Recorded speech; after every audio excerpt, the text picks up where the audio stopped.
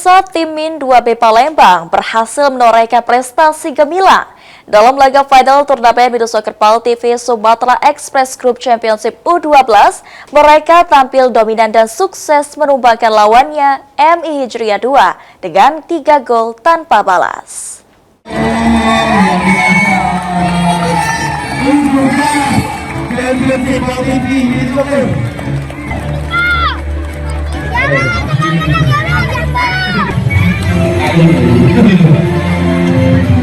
Sejak awal pertandingan, jalannya laga final turnamen Mido Soccer PAL TV Sumatera Express Group Championship U12 berlangsung dalam tempo tinggi.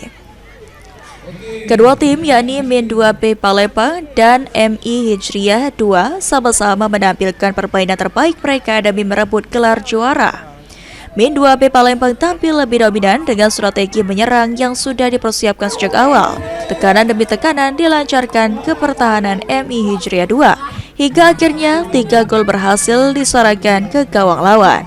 Keunggulan itu bertahan hingga peluit panjang dibunyikan wasit. Kemenangan ini tentu menjadi kebanggaan tersendiri bagi para pemain. Salah satunya Isco, pemain Min 2B Palembang yang mengaku sangat senang.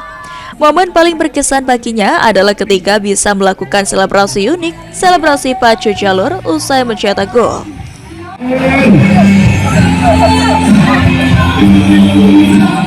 Sangat senang. Oke, mungkin apa momen paling berkesan selama pertandingan ini, Isco? Karena selebrasi. Selebrasi tadi ya? Iya. Oke, siapa pemain yang menurut Isco yang paling berperan dalam kemenangan tim? Ayubi. Oke.